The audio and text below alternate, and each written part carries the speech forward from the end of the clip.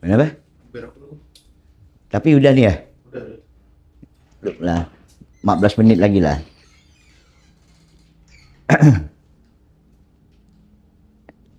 Ya oke teman-teman. Malam ini kita kembali ya membicarakan tentang ajaran tasawuf Junaid. Nah, kemarin kan kita kan udah banyak menjelaskan itu. Itu sebenarnya dari kitab Risalah Tauhidnya Junaid yang pertama gitu. Tapi sebenarnya kitab Junaid yang kedua ini sebenarnya dia ngulang aja, cuma dia lebih memberikan penegasan. Jadi memberi penegasan di dalam ajaran-ajaran sebelumnya. Nah, Junaid di risalah itu ya tetap menyebutkan istilah-istilah yang sudah dari awal berkembang gitu.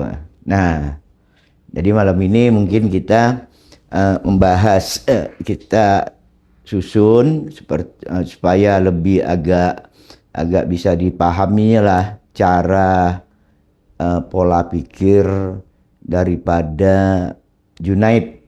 Nah, sementara kita tunggu dulu teman-teman, ada kita akan mulai nanti 7.45 ya.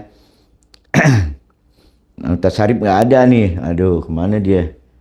Nggak bisa lihat layar gua.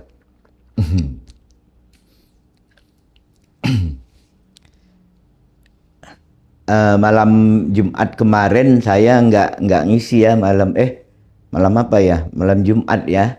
Malam Jumat kebetulan sepupu saya, abang sepupu saya meninggal dunia. Jadi semuanya pada ngumpul di rumah keluarga, makanya kemarin diisi oleh Ustadz Sarip.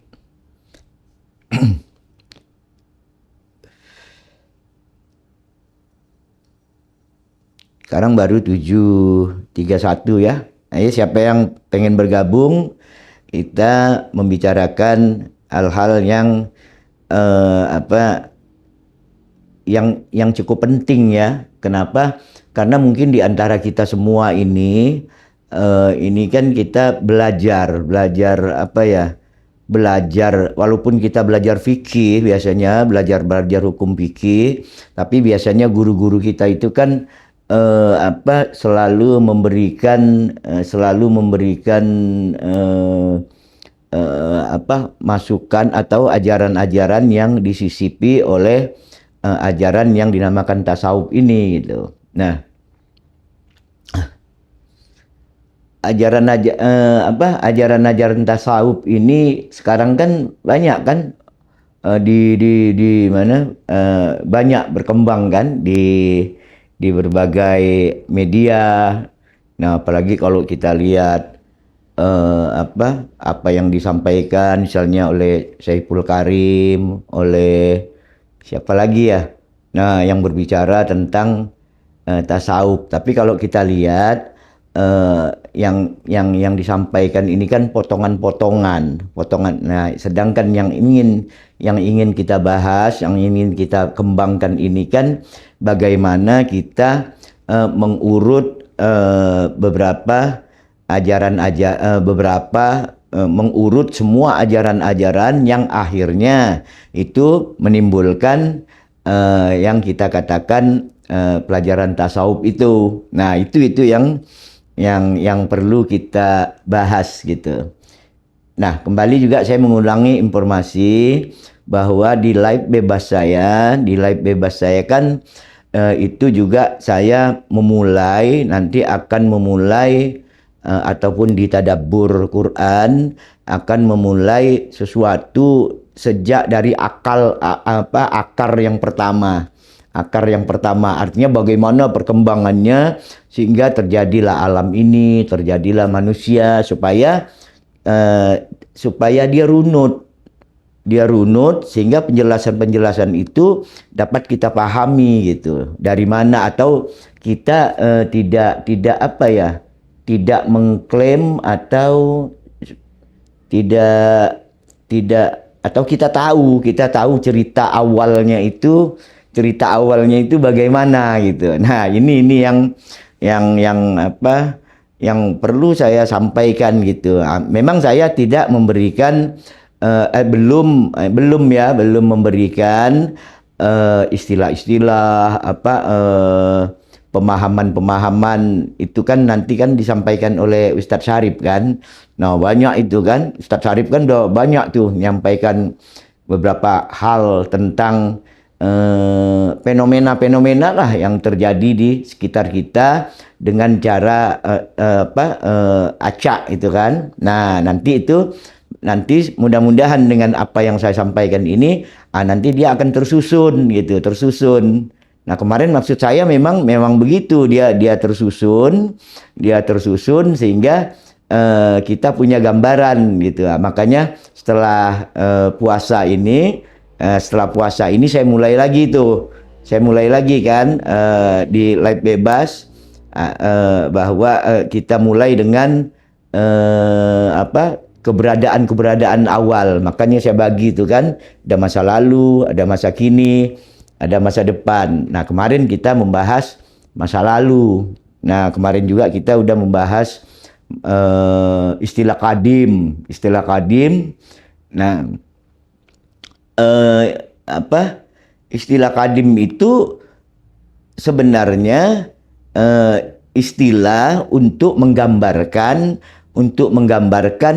awal mula dari segala sesuatu, sehingga dari situlah berangkat gitu. Nah, selama ini yang dinamakan kadim oleh para pemikir intelektual muslim kita, baik para fuqaha, baik ilmu kalam maupun tasawuf, itu ditetapkan bahwa yang benar-benar ada yang masa awalnya itu ya tetap Tuhan. Nah, dari situlah kekacauan itu bermula kan. Nah, mari teman-teman mungkin kita mulai dengan kita membahas tentang Al-Junaid sebagaimana lanjutan daripada malam minggu yang lalu, ya kan. Nah, malam minggu yang lalu kan kita sudah membahas gagasan-gagasan Al-Junaid dan kita menemukan istilah-istilah baru. Nah, istilah-istilah baru yang dikembangkan oleh Junaid ini sebagaimana juga oleh rekan-rekan sebelumnya gitu. Nah, rekan-rekan sebelumnya juga itu mengembangkan istilah-istilah. Nah, dari rentetan inilah dari sejak awal dia terus berkembang gitu kan. Nah, dia terus berkembang. Nah, mungkin kita perlu ini sering saya sampaikan kan, kita memahami urutan-urutan cikal bakal bagaimana timbulnya tasawuf itu kan. Nah, cikal bakal timbulnya tasawuf itu kan kemarin kita awal-awal gitu kan. Nah, di risalah tauhid yang kedua daripada risalah tauhid yang kedua ini yang ditulis oleh Junaid ini, dia sebenarnya ngulang aja gitu. Dia mengulang dari awal. Jadi dia mengulang dari awal. Dia ingin menyampaikan bahwa yang disampaikannya itu dia tidak berbeda. Dia tidak dia tidak lari dari arah yang disampaikan oleh rekan-rekannya. Nah, oleh sebab itu sebenarnya di risalah tauhid yang kedua ini isinya sedikit aja kesimpulannya. Dia hanya menegaskan supaya ajaran-ajaran yang diajarkan oleh katakanlah kolega teman-temannya, nah yang kemarin itu, nah itu kalau ada yang salah dia kritik, dia luruskan gitu. Kenapa? Karena kemarin kan saya udah mengatakan bahwa Al-Junaid ini dia seorang ahli ibadah gitu. Dia seorang yang tunduk pada aturan-aturan atau perintah-perintah Allah dalam hukum-hukum yang sering kita katakan di kita itu kan hukum risalat gitu. Dia taat puasa, dia taat sholat, dia taat puasa. Nah, ini tetap ini tetap dipertahankan oleh Junaid gitu. Nah, kerisauan-kerisauan inilah dia digambarkannya di dalam risalahnya itu. Nah, jadi kalau kita lihat dia mengulang aja urutan-urutannya dengan berbagai koreksi-koreksi. Oh, yang dimaksudkan yang ini, maksud saya bukan ini katanya. Oh, Ittihad yang dimaksudkan yang dimaksudkan Al-Ma'ruf Al-Karki itu beda sama Ittihad saya katanya. Oh, yang katanya Mujahadah atau Ibrahim Adam itu yang katanya mengembangkan yang sangat ekstrim, katakan nggak mau kawin lah atau uzlah berhari-hari, halwat. Nah, ini semua dikoreksi. Jadi oleh sebab itu Al-Junaid lah yang menurut para kalau pengamat tasawuf itu apa sih namanya? Iya, pengamat tasawuf. Nah, dia mengatakan bahwa Junaid ini adalah sufi yang paling moderat. Oh, yang paling moderat. Jadi dia dia itu gitu. Nah, jadi kalau kita lihat dia tetap ngulang gitu. Nah, dia tetap ngulang. Nah, mungkin rekan-rekan kita juga untuk memahami itu ya kita jangan lari nih. Jangan lari dari perkembangan yang disampaikan sejak dari Hasan Al-Basri.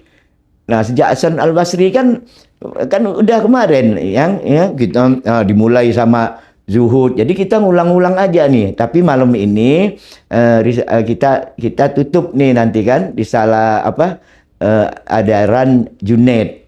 Nah, nanti minggu depan kita akan membahas Al-Halaj yang menjadi kontroversial, yang selama ini menjadi kontroversial di dalam para pemikir Islam. Nah, tapi kalau kita lihat semua sufi itu dia merupakan akumulasi dari yang sebelumnya, ya kan? Hasan Basri dengan konsep zuhudnya. Nah, ya kan? Nah, konsep zuhudnya dengan istilah khauf, raja. Nah, terus Rabi'ah tetap mengamalkan apa yang diajarkan oleh Hasan Al-Basri. Nah, tapi sekarang Hasan Al-Basri juga Rabi'ah mengembangkan baru, ya, Mahabbah misalnya gitu kan. Nah, terus misalnya dari Abu Hasyim As-Sufi. Nah, dia ini kan dia sebenarnya kelanjutan juga gitu. Kelanjutan. Nah, jadi kalau kita lihat ajaran-ajaran Abu Hasyim As-Sufi itu dia tetap mengajarkan mujahadah, dia tetap mengajarkan uzlah, dia tetap mengajarkan halwat karena sebelum itu dia dapat itu gitu. Nah, jadi terus dia terus rentet gitu. Nah, cuma sambil berkembang itu ada yang menelurkan pemahaman-pemahaman baru, ada yang tidak tidak mengeluarkan pemahaman-pemahaman baru. Kayak Abu Hasan As-Sufi tadi kan dia katakan, nah tadinya dia tetap menjalankan mujahadah, tetap melaksanakan uzlah, tetap apa gitu. Nah, tapi dia tetap juga mengajarkan ajaran-ajarannya. Gitu juga Ma'ruf Al-Karki. Nah, Ma'ruf Al-Karki, nah dia tetap juga tapi dia mulai ngeluarin apa tuh? Ini ingat nih, Ma'ruf Al-Karki lah yang pertama mengeluarkan konsep makrifat.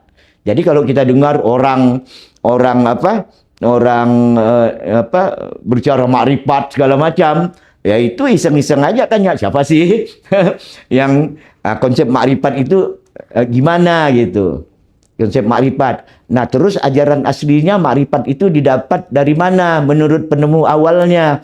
Nah, menurut penemu awalnya Ma'ruf Al-Karki itu didapat dari fana, dari ittihad, dari suasana yang al-walayah itu yang kita katakan kemarin. Dengan rasa penyatuannya itulah, dengan konsep panaknya itulah, nah dia menyusun konsep makrifat. Tapi belum runut. Dia belum runut. Artinya belum runut, belum terstruktur. Nah, belum terstruktur. Nah, itu. Nah, dari sini dikembangkan lagi. Ada istilah tahalli, apa lagi yang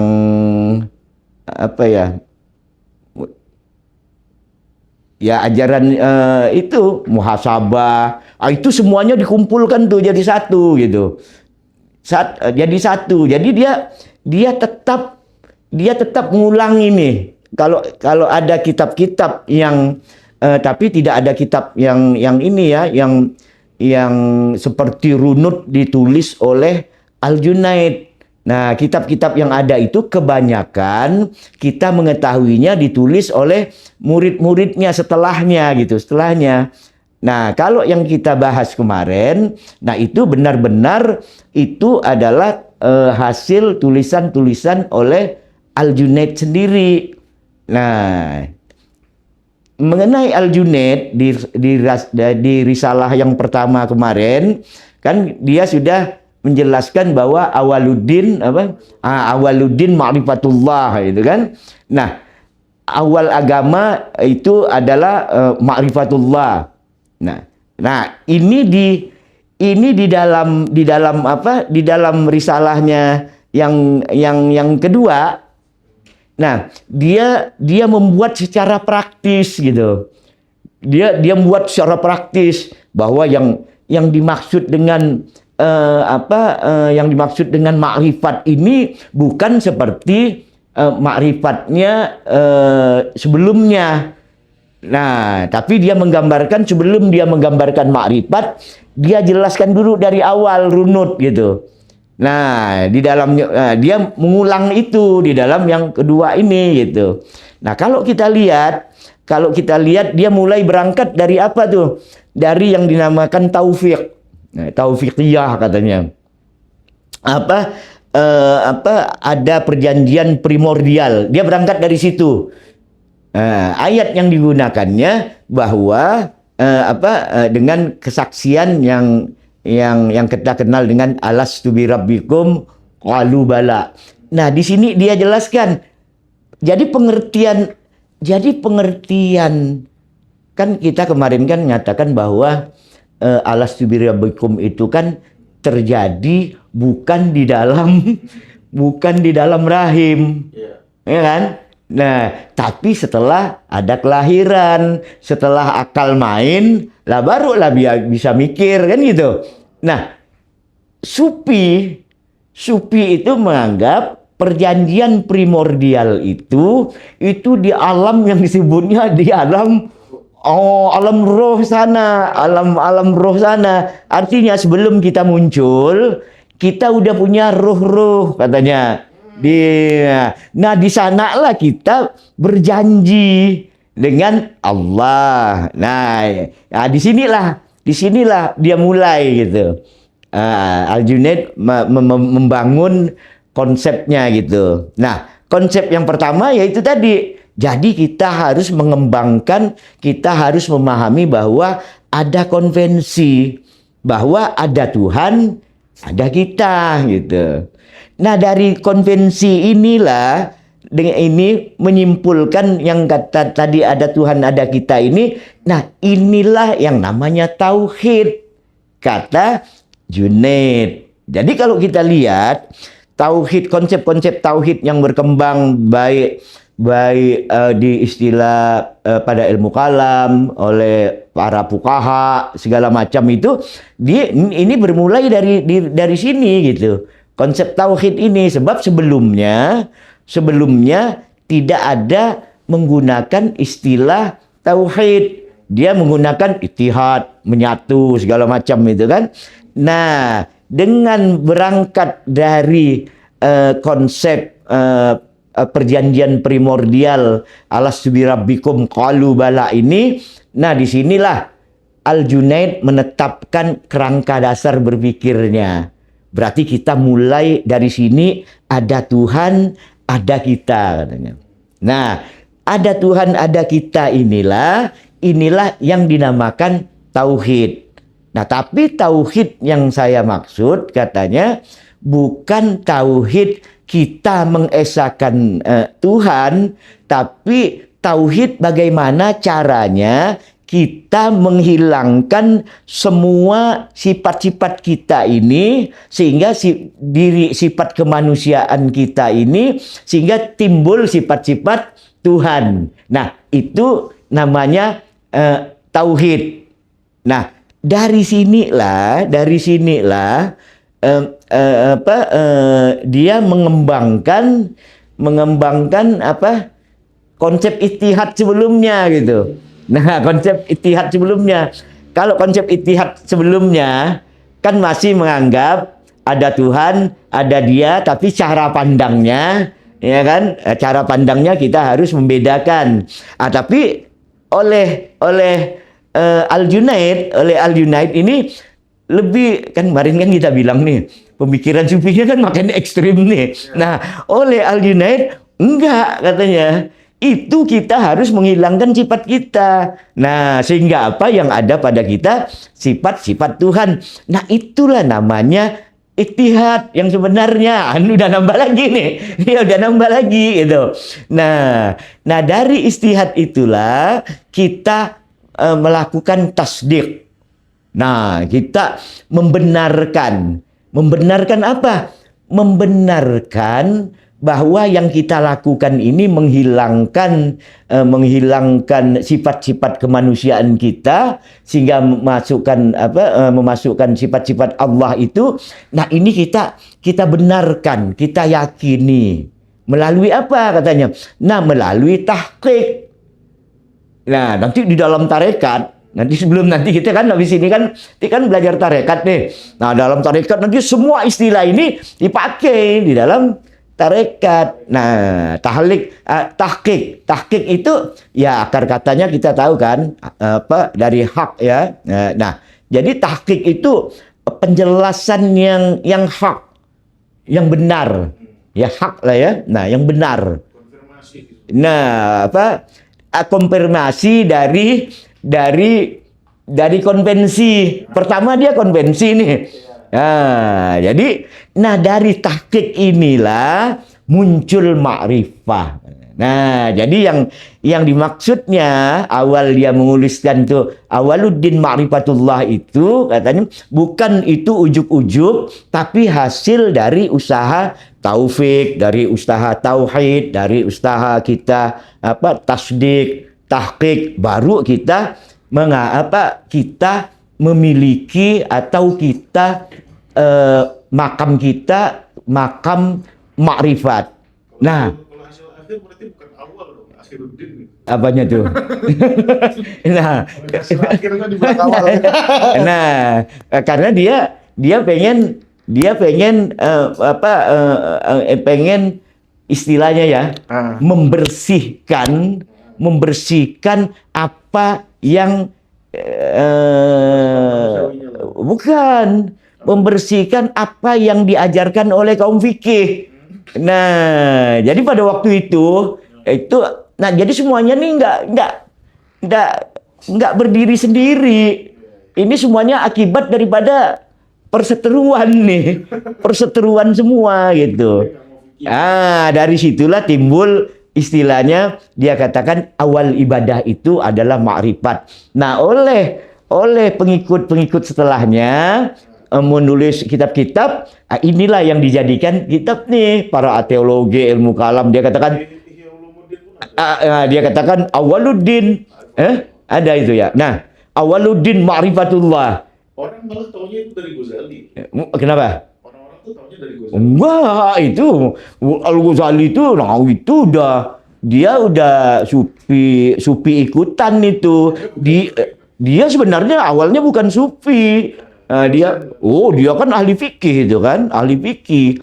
Nah, ketika dia kecewa terhadap apa ya, pemikirannya segala macam terhadap perkembangan Islam pada waktu itu, dia jadi muntung gitu. Jadi muntung, ditinggalin sama dia belajar tasawuf gitu. Nah, itulah dia mengeluarkan Ihya Ulumuddin itu gitu. Dia menyatukan apa yang diajarkannya. Sebenarnya Awaluddin Ma'rifatullah ini dari Al-Junaid. Nah, Al-Junaid lah yang mengembangkan konsep awal agama itu ma'rifatullah. Nah, cuma dia mengatakan awal ibadah gitu kan.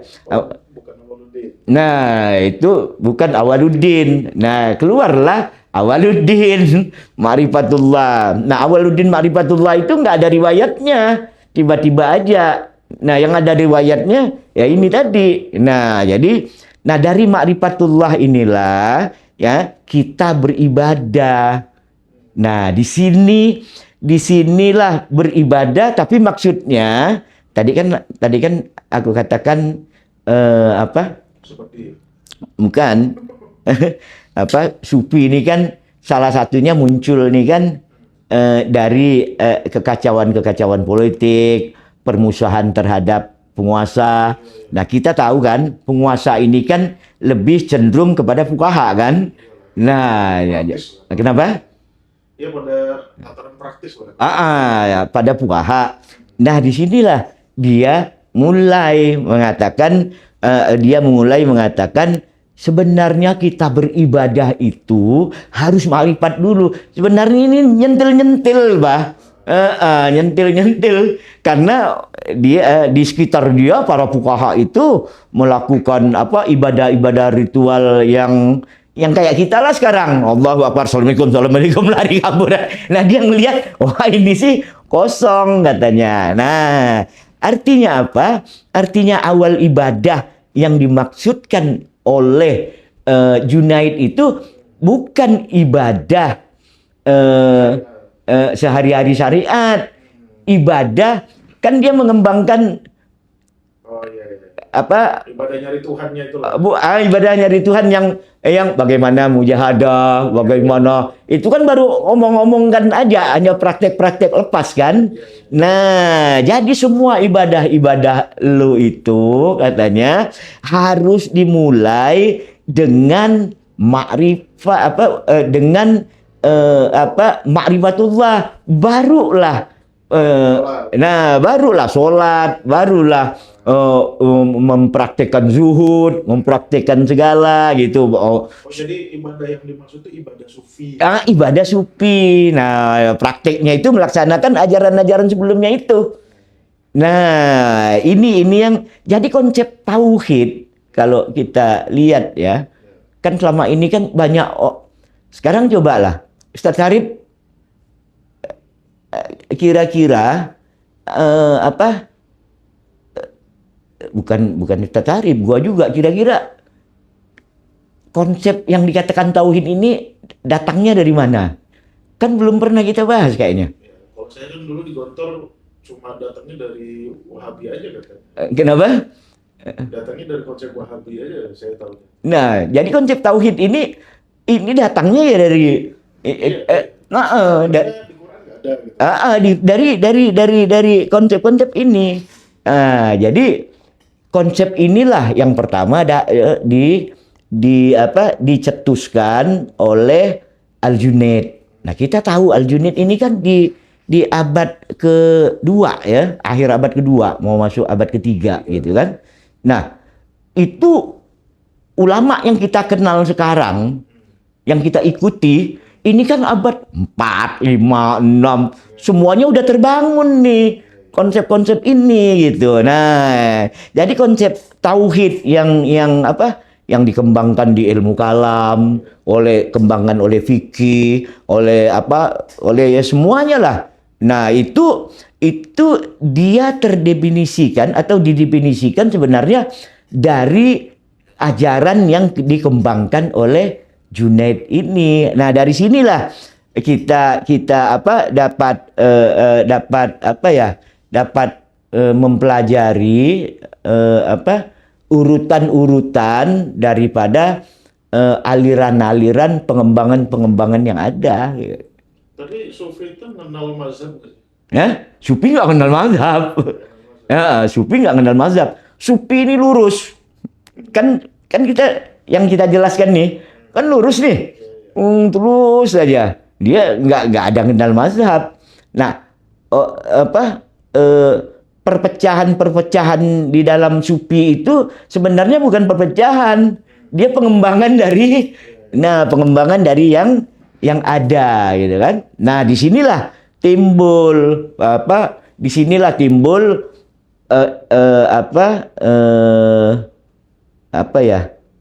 berbagai persepsi dalam memahami tauhid. Sehingga konsep-konsep tauhid baik dalam ilmu kalam, baik dalam yang disampaikan oleh fikih segala macam itu. Nah, itu asalnya konsep yang pertama kali oleh Junaid. Tapi sebenarnya kalau kita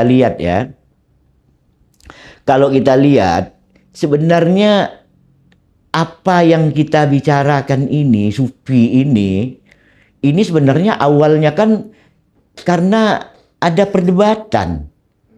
Nah, perdebatan intelektual di dalam Islam itu sebenarnya kalau kita lihat akar permasalahannya itu kan dipicu oleh murid Sufi juga.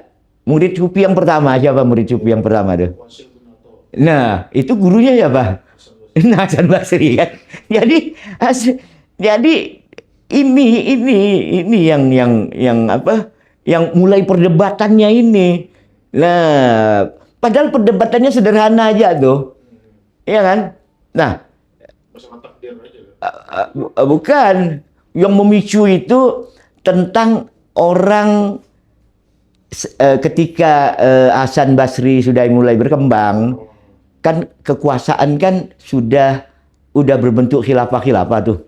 Nah, artinya kekuasaan ini udah dikuasai oleh para fuqaha, tapi di samping itu dia berbuat hal-hal yang dilarang oleh agama, melakukan dosa besar dalam pandangan sebagian. Itu berarti eranya Imam Malik loh ya, pertama.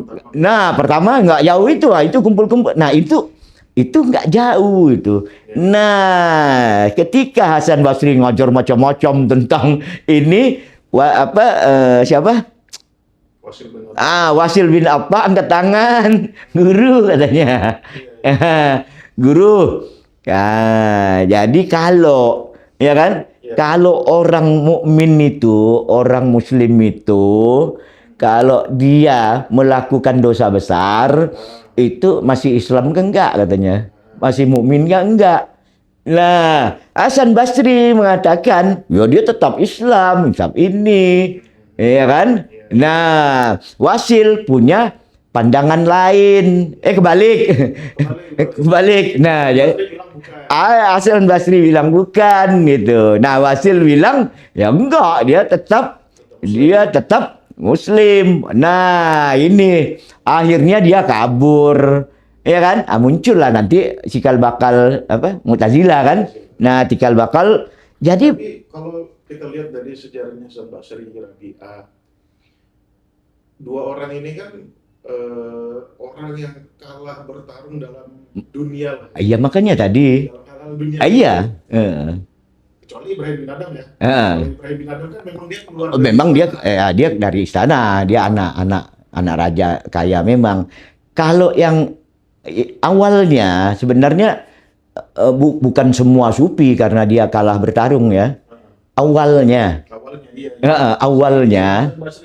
Hasan Basri sama Rabi'ah.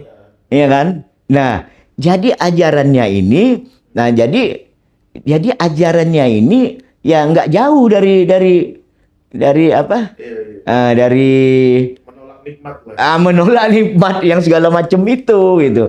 Tapi ketika selanjutnya berkembang, dia nggak begitu lagi. Dia udah banyak kompromi, perkembangan selanjutnya.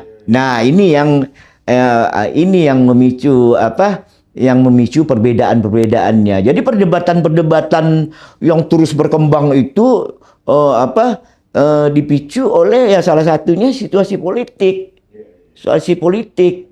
Nah, Makanya Sufi lebih cenderung mengembangkan konsep moral gitu ya. Nah, Sufi mengembangkan Iya. mengembang Samping nyari Tuhan tadi kan. iya, karena apa? Dia nggak bisa ngapa-ngapain sama penguasa gitu kan.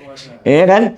Dia nggak bisa nggak bisa gitu. Nah, jadi eh, sampai tadi, nah perdebatan ini, nah dari sinilah muncullah berbagai istilah di dalam Sufi dalam mengembangkan pemahamannya, ya kan?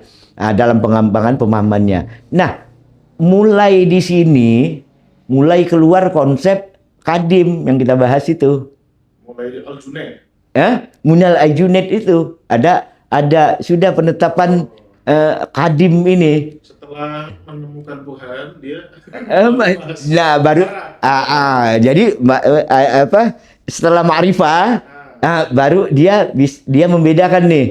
Karena di dalam ma'rifah itu ada unsur bahwasanya kita dari alam arwah. Iya, dari arwah. Nah, muncullah istilah namanya qadim. Iya. Nah, istilah namanya qadim ini apa? Nah, begini. Nah, istilahnya namanya qadim ini dilawankan dengan istilah hadis. Nah, jadi dalam pengertiannya teman-teman ya, jadi ada dua yang saling istilah yang qadim dan hadis ini. Ya, qadim itu adalah sesuatu yang pertama kali ada, yang kemarin kita katakan pokoknya definisinya nggak punya awal lah. Ya, nggak punya awal, nah itu kadim gitu, ya kan? Nggak disebabkan oleh suatu sebab. Nah setelah itu namanya hadis, ya kan? Namanya hadis. Nah ini jadi masalah lagi gitu, ya kan? Ini jadi masalah lagi sama kelompok yang Mu'tazilah, kelompok apa ini kan? Nah kalau Mu'tazilah itu bilang ya hadis. Bukan. Kalau Mu'tazilah itu menganggap bahwa sesuatu itu yang kadim itu bukan hanya Allah. Itu versi Mu'tazilah. Seperti Mu'tazilah. Ya karena ada mayoritas dunia ketika itu pendapat. Nah untuk merapikan itu, tapi kan dia tetap merujuk pada awal tuh. Dia gunakan istilah lagi yang namanya azali. Jadi enggak juga kadim, enggak juga apa tuh? Nah, hadis. Itu azali. Pernah dengar nggak teman-teman? Azali. Jadi azali itu tidak juga kadim, tidak juga hadis. Tapi dia kalau di dalam kajian kita tentang kemarin di live bebas saya itu tentang ada wilayah di atas permukaan dan di bawah permukaan atau masa lalu dan masa kini. Nah, azali dan kadim ini adanya di masa lalu, di ruang pra penciptaan. Di ruang pra penciptaan itu azali. Nah, di dalam kajian selanjutnya, ya kan, para teologi, ya kan, karena menganggap bahwa Tuhan itu memiliki zat dan sifat, ya kan? Nah, yang dikembangkan lagi, yang namanya qadim itu zat, yang namanya azali itu sifat. Tapi dia tidak terpisah karena sifat melekat pada zat, katanya kan kita kan. Jadi ini sebenarnya hal sederhana, tapi apa ya, mengorbankan mungkin ribuan orang kali. Ya, perdebatan itu sampai Nah, itu dibawa ke unsur politik, unsur keyakinan. Ketika para penguasa, ya kan, yang meyakinkan, misalnya yang dibahas, yang ramai pada waktu itu tentang Al-Quran yang kita pegang ini. hadis Ya, hadis atau kodim. Nah, kalau penguasanya itu yang menganggap kodim, ya kan? Nah, yang bilang hadis dipenjara atau dipancung.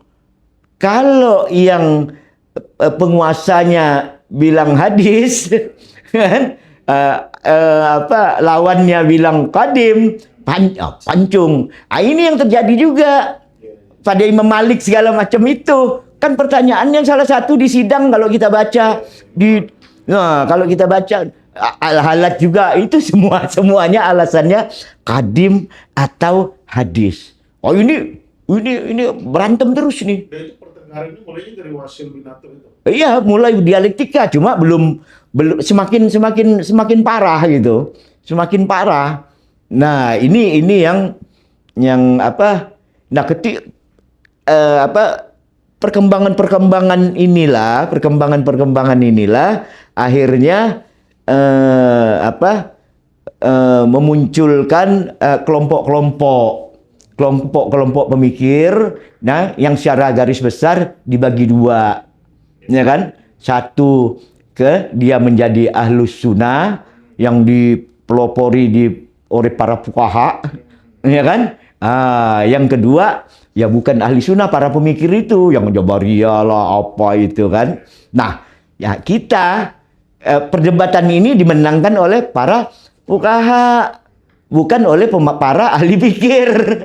Nah, fuqaha ini kan banyak produk kekuasaan kan? Banyak produk kekuasaan kan? Ya? Lu duduk harus baca ini, lu ini harus gini, lu keluar rumah harus kaki kanan. Nah, ini produk-produk semuanya ini para fuqaha.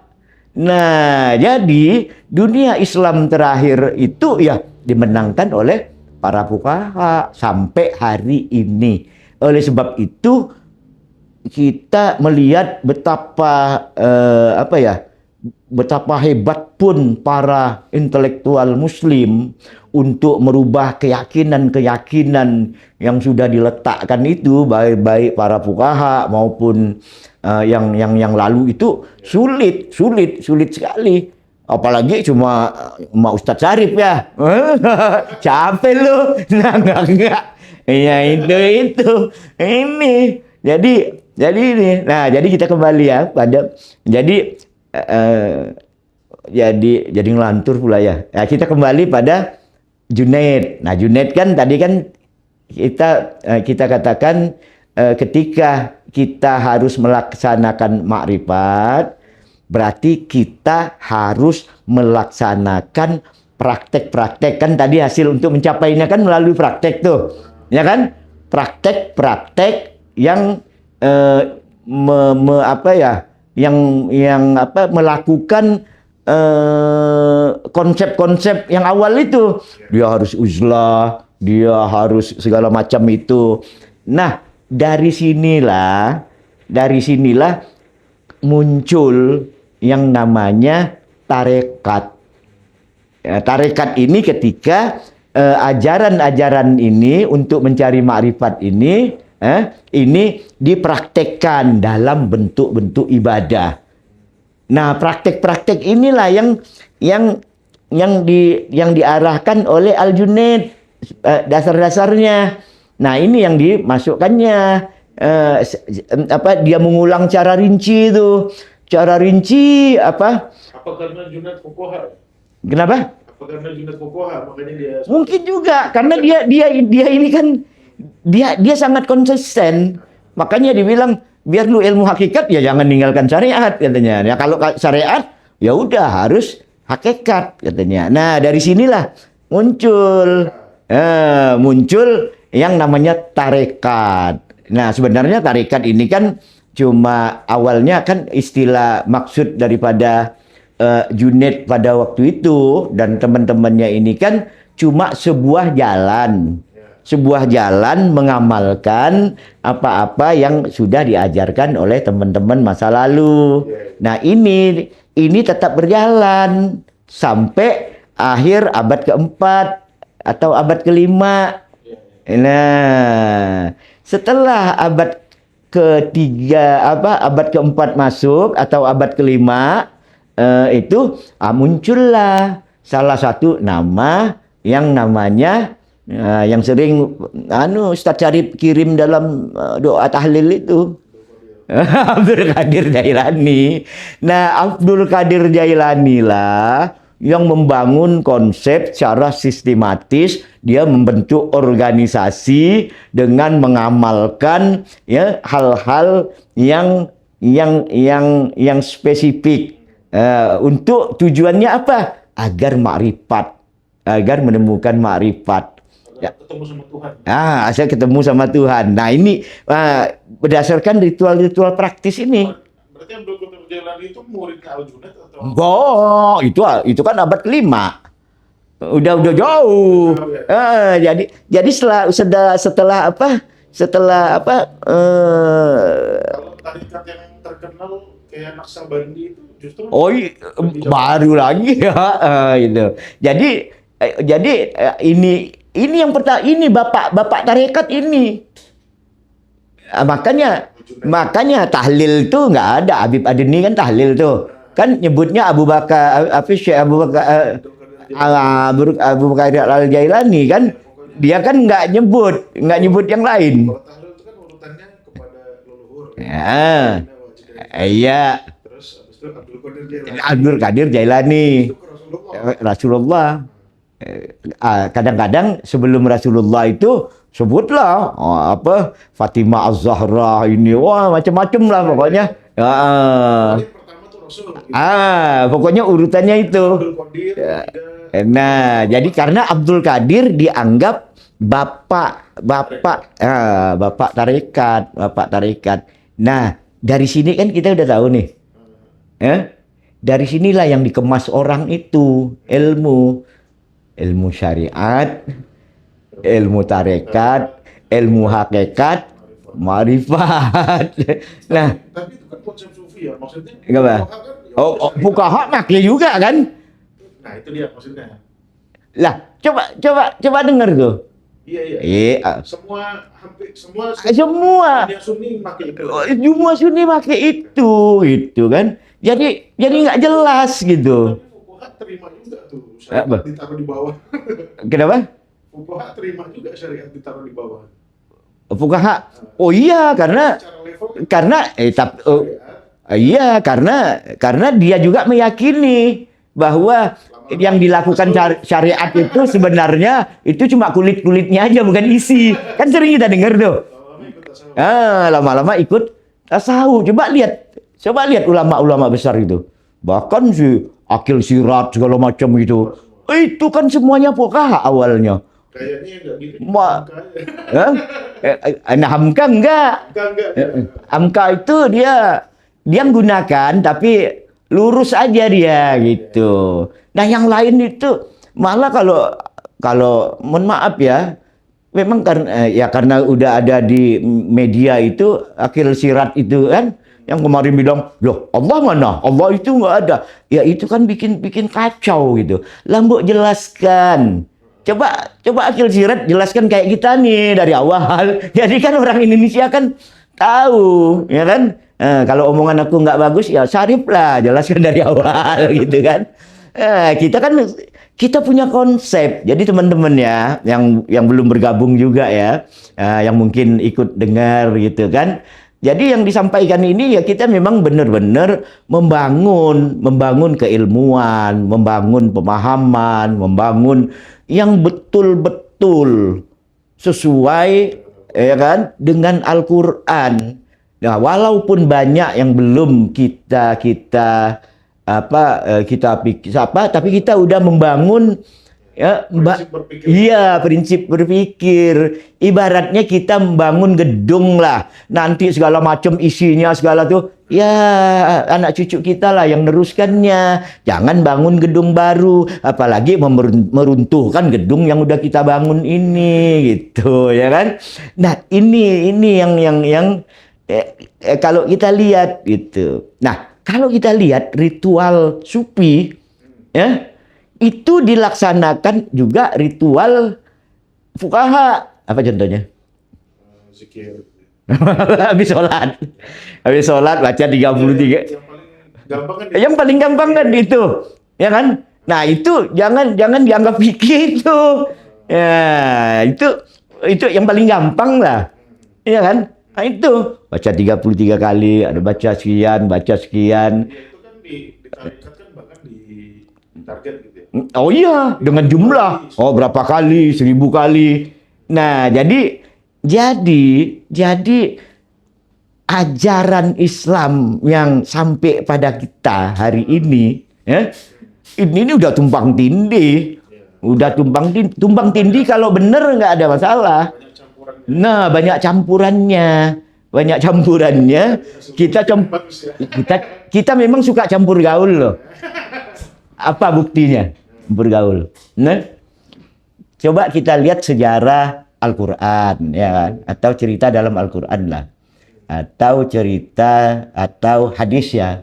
Ya, misalnya, ini ada doa Nabi loh, kalau Nabi minta panjang umur. Ya kan?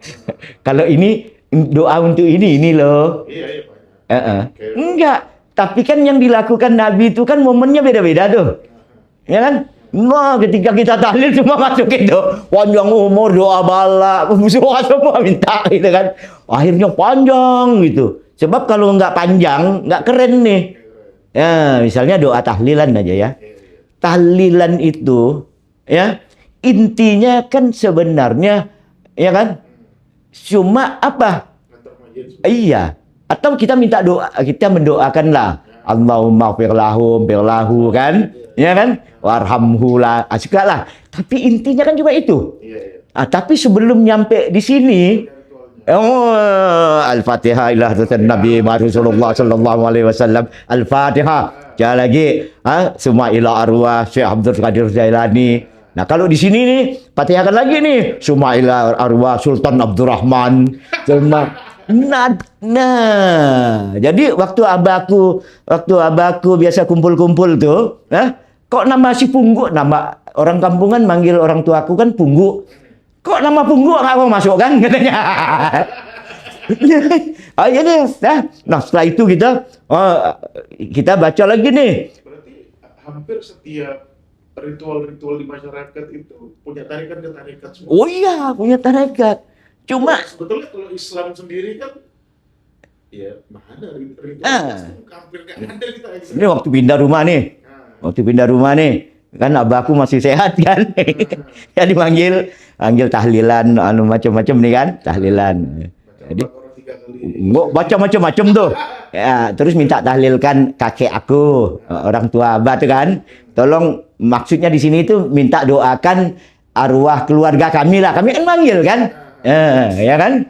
Ya, manggil. Nah, yang tukang baca nih kan, ya kan? Mau doa kepada Rasulullah, sahabat ini, para ini fuqaha wal fuqara wal masakin, terus para khalifah, Abu Bakar, Umar, Utsman, Ali, semua ini. Nah, baru udah mau terakhir wabil khusus summa ila roh, ya kan?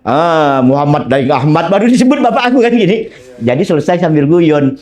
Aku kan tadi kan manggil suruh buat doa bapak aku. Malah doa orang lain yang banyak kau baca.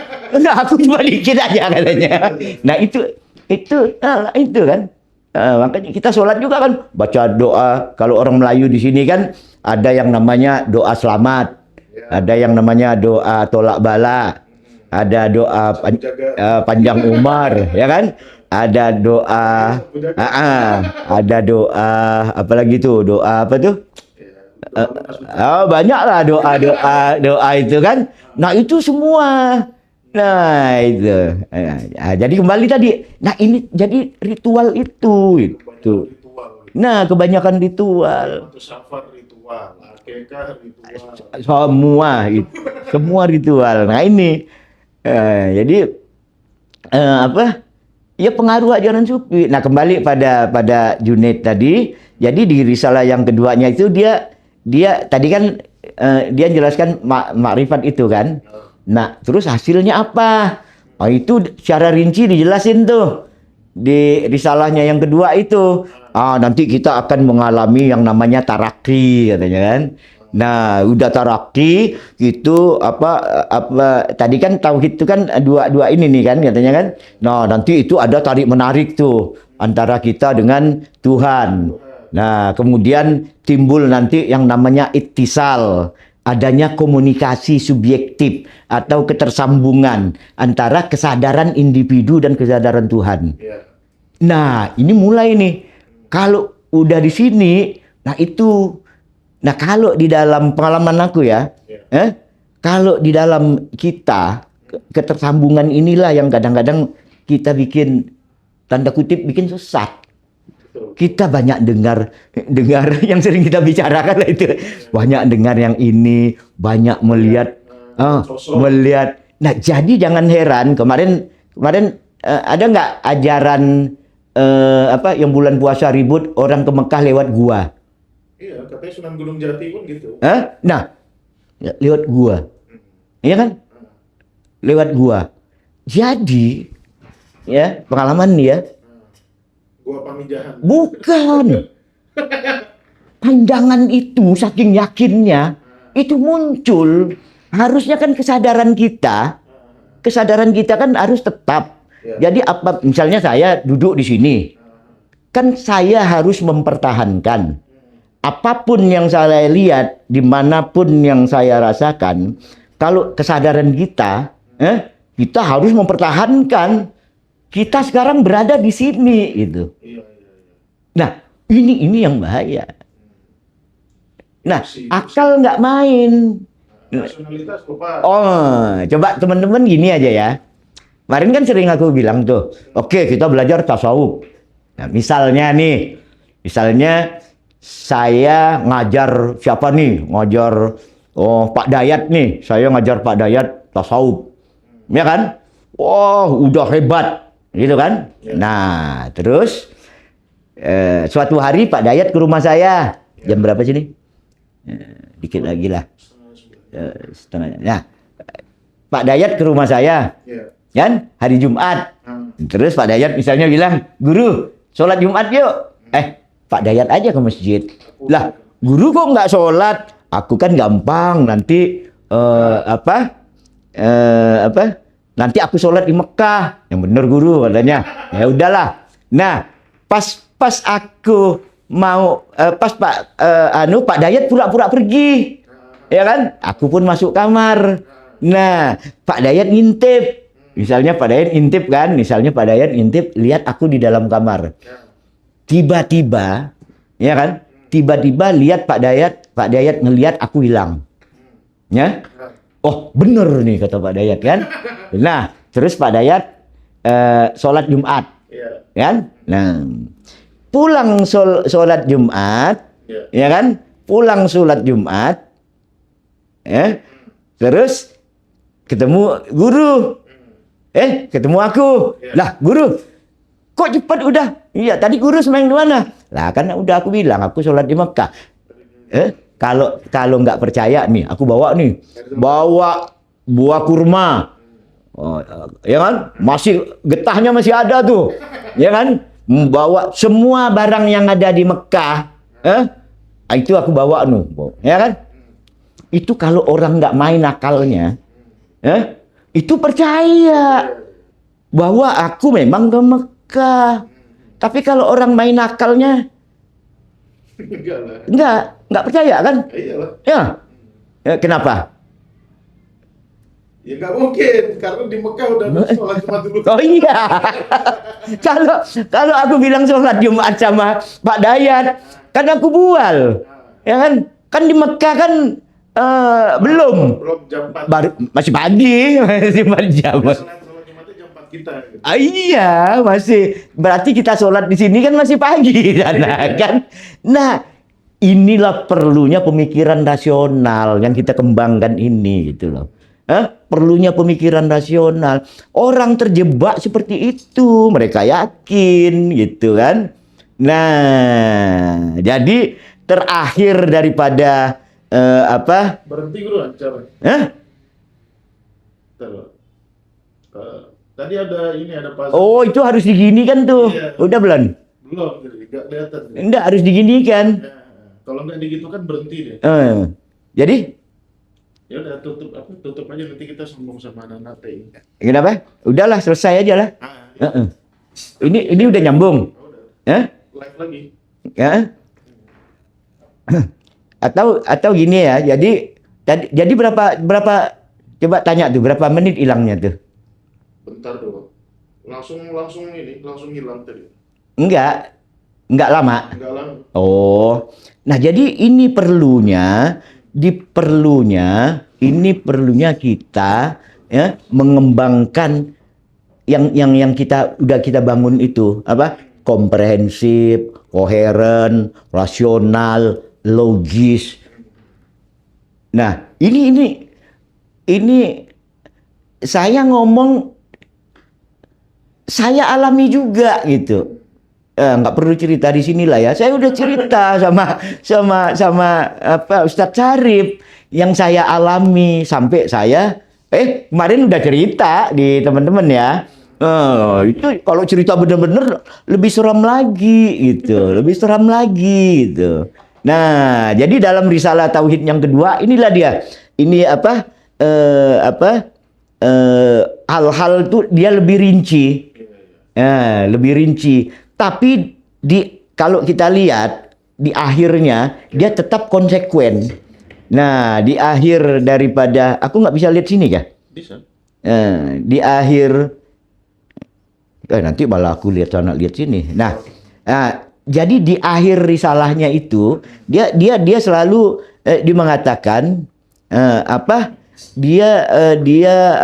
kesimpulannya dia bersumpah, dia katakan demi eksistensi selain aku, dia katakan demi eksistensi selain aku di dalam kepanaan, ya kan, selain aku itu tetaplah bukan aku. Artinya dia tetap mengaku tidak ada persatuan antara dia dengan Tuhan. Ini nanti lihat perbedaannya dengan muridnya nanti nih. Dia dengan Tuhan. Nah, terus dia katakan bahwa yang aku maksudkan dengan makrifat itu bukan secara fisik. Kita menyatu sama Tuhan. Nah, tapi itu hanya ada di dalam penyaksian, ya kan? Nah, oke. Nah, jadi di risalah yang keduanya itu dia menjelaskanlah. Jadi dia menjelaskan ketika pengalaman tadi dia ma'rifatullah tadi, ya kan? Ketika dia ma'rifatullah, disitulah bentuk munculnya wujud, ya kan? Nah, wujud ini muncul katanya tahapnya ini pada akhirnya, ya kan? Dia akan hilang, ya kan? Nah, disitulah namanya syuhud. Maksudnya yang muncul itu hanya dirinya. Jadi itulah yang dianggap wujud, ya kan? Karena pengaruh ittihad tadi. Nah, pada tahap akhir katanya, nah itu nanti tahapnya menjadi syuhud. Nah, disinilah muncul istilah yang pernah aku sampaikan itu. Tasawuf itu dua, satu syuhudi, satu wujudi. Jadi versinya versinya siapa? Junaid. Itu syuhudi. Nah, wujud ini sebenarnya cuma proses pengalaman pribadi untuk menuju syuhud. Jadi dia tidak tidak menganut ajaran wujud.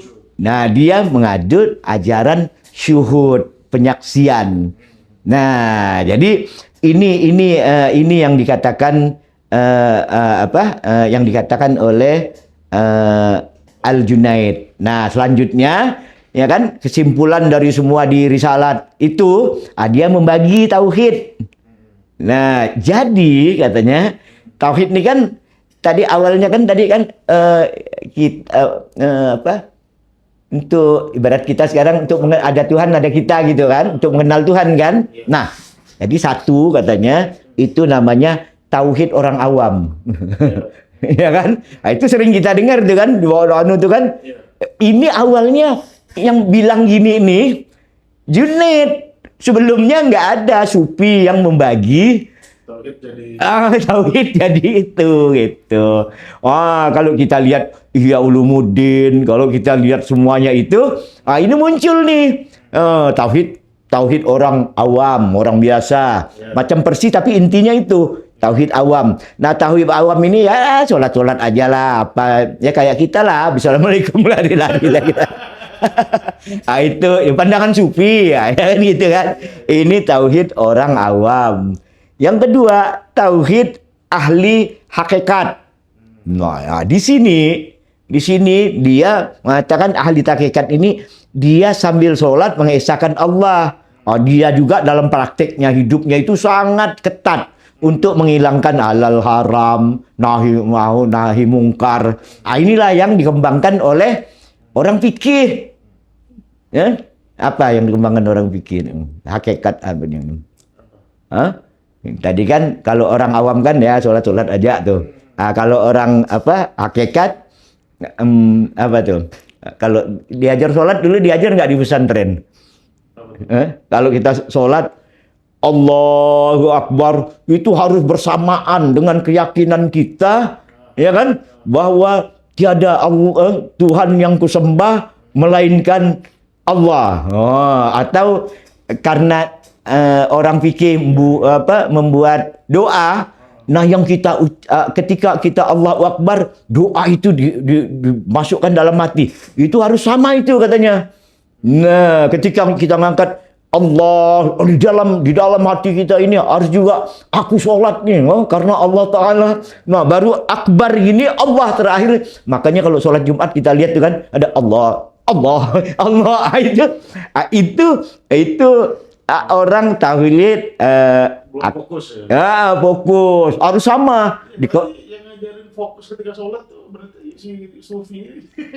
Enggak sufi, dikembangkan.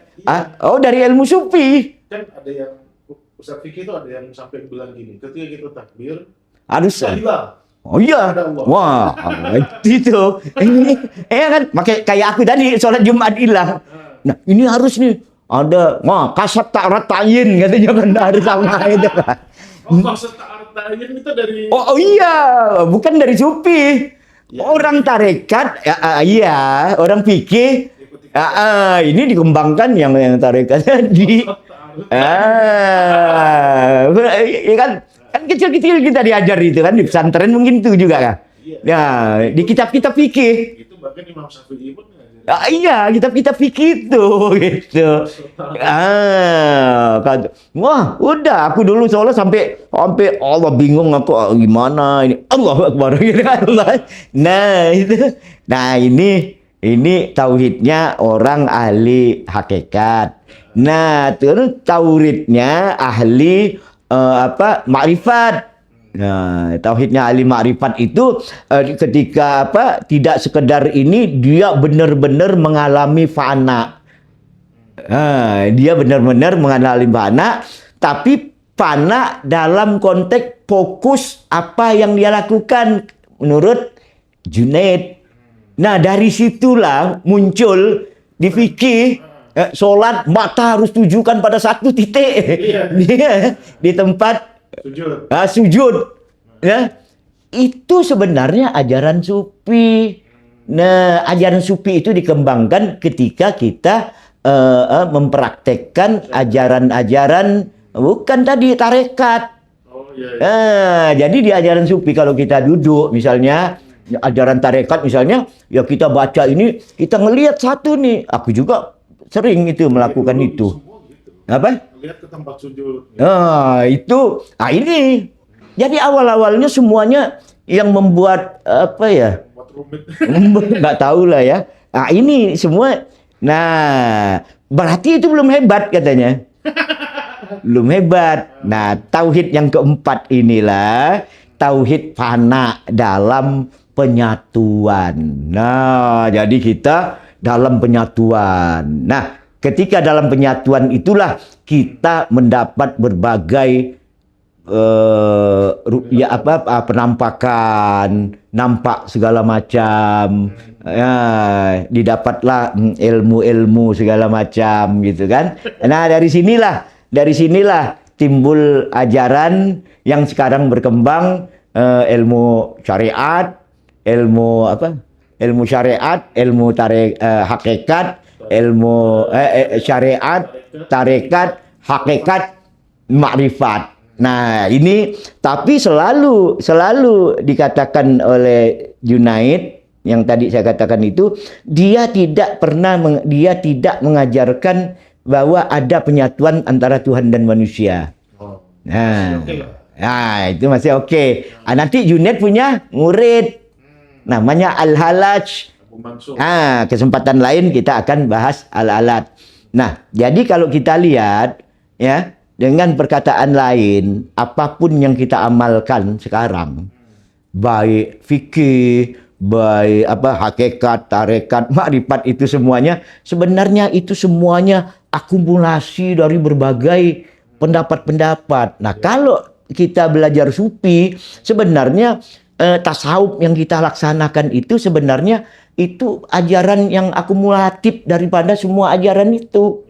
Nah, jadi jangan heran bapak-bapak, abang-abang, adik-adik yang mungkin di antara kita ada yang belajar tasawuf segala macam. Nah, pasti istilah inilah yang didengar, nggak ada istilah lain. Nah, dengan demikian artinya kita nggak bodoh-bodoh amat lah. Artinya ketika guru bilang zuhud, kita udah paham. Oh, ini Hasan Basri bilang makrifat, jadi kita udah tahu. Itu yang pertama. Yang kedua, di sini belum ada ajaran tajalli. Tadi kan ajarannya kan tahalli, ya, baru ajaran syuhud, ya kan? Karena itu jelas disimpulkan oleh Al-Junaid bahwa yang dialami nanti itu adalah syuhud, hanya penyaksian aja. Nah, wujudi, tajalli. Nah, istilah itu nanti muncul di murid beliau namanya. Nah, ini murid lebih hebat lagi dia. Tapi hebatnya bukan jalur, harusnya hebatnya itu jalurnya ngikut. Nah, ini terjadi pada sekitar abad ketiga. Nah, setelah itu barulah muncul tarekat, abad keempat, abad kelima itu